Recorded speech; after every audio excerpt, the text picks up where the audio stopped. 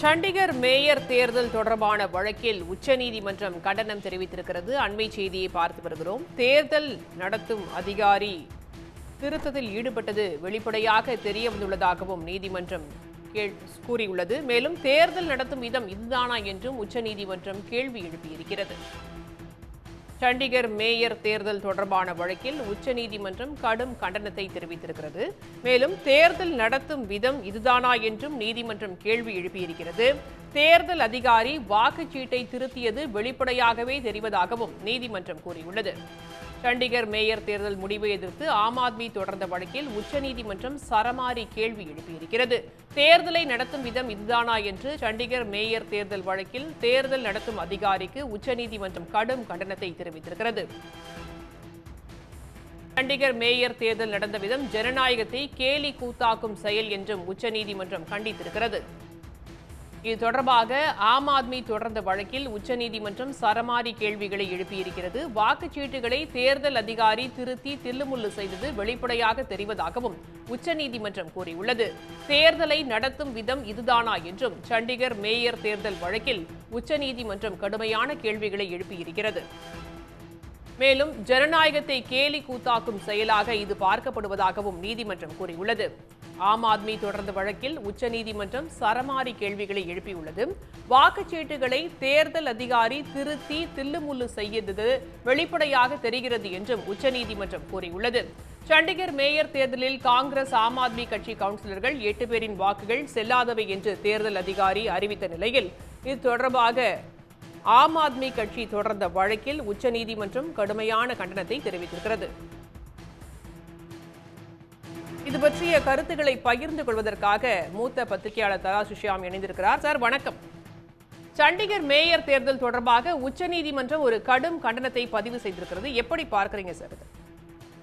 சரியான நேரத்தில் ஜனநாயகத்தை காப்பாற்றுவதற்காக உச்சநீதிமன்றம் கொடுத்த சம்மட்டி அடி என்றுதான் நான் பார்க்கிறேன்.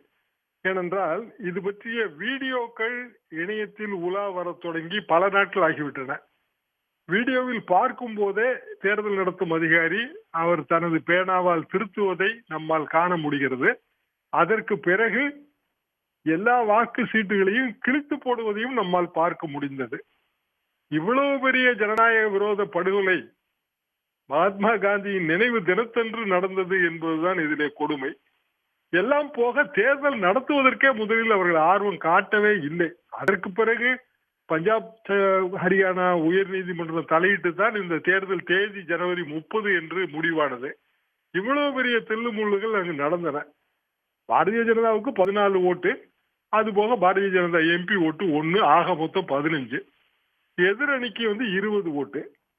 இந்தியா கூட்டணியின் முதல் தேர்தல் என்று இதை அறிவித்தாகியும் விட்டது. ஆக இந்த முதல் தேர்தலிலே தோற்க வேண்டும் என்பதற்காக எந்த படுபாதகத்தை வேண்டுமானாலும் அரங்கேற்றலாம் என்று முடிவு செய்திருக்கிறார்கள். இந்த சண்டிகாரின் நிர்வாக அதிகாரி யார் என்றால், தமிழ்நாட்டில் இதற்கு முன்பு ஆளுநராக இருந்து தெருக்களை எல்லாம் கூட்டுகிறேன் என்று சொல்லி, அதிகாரிகளை எல்லாம் ஆய்வு நடத்துகிறேன் என்று சொல்லி ஊர் ஊராக சென்ற பன்வாரிலால் புரோஹித் அவரும் இதற்கு உடந்தை.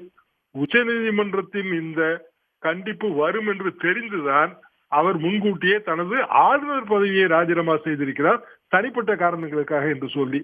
ஆக இது குறித்த கிரிமினல் நடவடிக்கை எடுக்க வேண்டும் என்கிற உச்சநீதிமன்றத்தின் கருத்து மிகவும் சரியானது. கண்டிப்பாக கிரிமினல் நடவடிக்கை எடுக்க வேண்டும். காரணம், சண்டிகர் என்பது கிட்டத்தட்ட யூனியன் பிரதேசம். நேரடியாக மத்திய அரசின் நிர்வாகத்தின் கீழே இருக்கிற அதிகாரிகள். அவர்கள் இப்படியான ஒரு நடவடிக்கையில் ஈடுபட்டார்கள் என்றால் அது மத்திய அரசு, மத்திய பாரதிய ஜனதா அரசு சொல்லாமல் செய்திருக்க மாட்டார்கள். எனவே இது மோடி அவர்களுக்கும் சேர்த்து விழுந்த அடியாகத்தான் நான் கருதுகிறேன். அப்படியான சூழ்நிலையில் கண்டிப்பாக கிரிமினல் நடவடிக்கை எடுத்தால்தான் இதன் பின்னணியில இருக்கிற முழு உண்மைகள் வரும். உடனடியாக தேர்ந்தெடுக்கப்பட்ட மேயர் மற்றும் துணை மேயர் இவர்களது ஜனநாயக விரோத படுகொலைக்காக அவர்கள் அவர்கள் பதவியிலே இருந்து நீக்கப்பட வேண்டும், அல்லது பதவியிலே அடுத்த கட்ட பதவி நடவடிக்கைகளை மேற்கொள்வது தடுத்து நிறுத்தப்பட வேண்டும். மீண்டும் ஒரு மறுதேர்தல் அங்கு நடத்தப்பட வேண்டும். ஷியாம் சார், இப்போ இதுல தேர்தல் அதிகாரியே முறைகேட்டில் ஈடுபட்டது கடும் கண்டனத்திற்கு உரியது என்று நீதிமன்றம் கூறியிருக்கக்கூடிய நிலையில கிரிமினல் நடவடிக்கை எடுக்க வேண்டும் அப்படின்ற ஒரு கருத்தை நீங்க சொல்லியிருக்கீங்க. யார் மீதெல்லாம் கிரிமினல் நடவடிக்கை எடுக்க வேண்டும் சொல்றீங்க? 2 பேர் மீது கண்டிப்பா எடுக்க வேண்டும். ஒன்று அந்த தேர்தல் நடத்தும் அதிகாரி, இரண்டாவது சண்டிகர் நகரத்தின் நிர்வாக பொறுப்பிலே இருந்த முன்னாள் ஆளுநர் பன்வாரிலால் புரோஹித். அவருக்கு தெரியாமல் இது நடந்திருக்க வழியே கிடையாது. இரண்டாவது மத்திய அரசு அவர் மூலமாகத்தான் அந்த அதிகாரிக்கு தாக்கீது அனுப்பி இருக்கும், இப்படி எல்லாம் செய்யுங்கள் என்கிற ஒரு திட்டம்.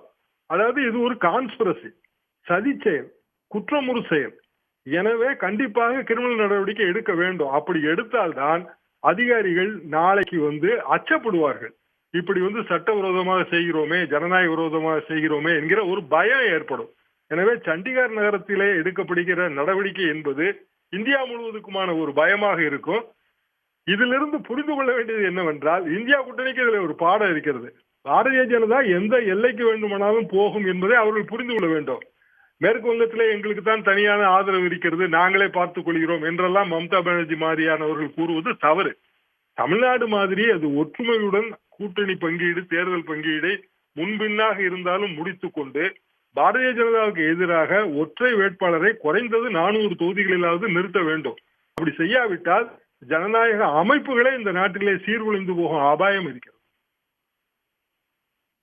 தற்போது வேறு என்னென்ன வழிகாட்டுதல்களை வழங்க வாய்ப்பு இருக்கு சார் உச்சநீதிமன்றம் இது தொடர்பான வழக்குல? ஏற்கனவே இது சண்டிகர் உயர்நீதிமன்றத்திலும், அதாவது சண்டிகர்ல இருக்கிற பஞ்சாப் ஹரியானா உயர்நீதிமன்றத்திலும் நிலுவையில் இருக்கிற ஒரு விஷயம். எனவே உச்சநீதிமன்றத்தின் இந்த ஆணையை அவர்கள் எடுத்துக்கொண்டு நிச்சயமாக நிர்வாக நடவடிக்கைகளை மேற்கொள்வார்கள். கண்டிப்பாக தேர்ந்தெடுக்கப்பட்ட மேயர் மற்றும் துணை மேயர்கள் இருவர் பதவி இழக்கிறார்கள். காரணம் இதுல பங்கீடு எப்படி என்றால், மேயர் ஆம் ஆத்மி, துணை மேயர்கள் காங்கிரஸ், இப்படியான ஒரு பங்கீடு. இந்த பங்கீட்டின்படிதான் இது நடந்து 20 ஓட்டுகள் விழுந்திருக்க வேண்டும். நியாயமாக பார்த்தால் துணை மேயர்களாகவும் அவர்கள் தான் தேர்ந்தெடுக்கப்பட்டிருப்பார்கள். ஜனநாயக விரோத நடவடிக்கைகளை கண்டித்து அவர்கள் வெளிநடப்பு செய்ததால் மீண்டும் துணை மேயர்களும் பாரதிய ஜனதாவை சேர்ந்தவர்களே தேர்ந்தெடுக்கப்பட்டு விட்டார்கள். 16-0 என்கிற ஓட்டு கணக்கிலே தேர்ந்தெடுக்கப்பட்டு விட்டார்கள். ஆக 3 பதவிகளும் இதிலே காலாவதியாகின்றன. மறுதேர்தல் நடத்துவதற்கான ஒரு நாள் குறிப்பிடப்பட வேண்டும். சாதாரண ஒரு 20, 25, 30 வாக்குகள் உள்ள இந்த விஷயத்திலேயே இப்படியான முறைகேடுகள் நடக்கின்றன என்றால், நாளைக்கு நாடு முழுவதும் பொது தேர்தல் நடக்கும் போது என்னென்ன முறைகேடுகள் நடக்கும், பூத்துகளிலே எப்படியான முறைகேடுகள் அரங்கேறும், இதையெல்லாம் இந்தியா கூட்டணியில இருக்கிற பிற மாநில கட்சிகள் புரிந்து கொள்ள வேண்டும். ஏனென்றால் பூத் மைக்ரோ மேனேஜ்மெண்ட் ரொம்ப முக்கியம். அப்படியான பூத்துகளில் இந்தியா கூட்டணியில இருக்கிற எல்லா கட்சிகளும் ஒற்றுமையாக இருந்தால்தான் முறைகேடுகளை தடுக்க முடியும். ஆளாளுக்கு முறுக்கி கொண்டு இருந்தால் பூத்துகள் அபகரிக்கப்பட்டு விடும். இது சண்டிகர் என்கிற ஒரு சிறிய நகரத்தின் ஒரு மேயர் தேர்தல் என்று பார்க்க கூடாது. இது ஒட்டுமொத்த இந்தியாவிலே நடைபெற இருக்கின்ற 2024 பொது தேர்தலுக்கான வெள்ளோட்டம், முன்னோட்டம். அப்படி பார்த்து இவர்கள் பாடம் கற்றுக்கொள்ள வேண்டும். உடனுக்குடன் செய்திகளை தெரிந்து கொள்ள சன் நியூஸ் பெல் ஐகானை கிளிக் பண்ணுங்க.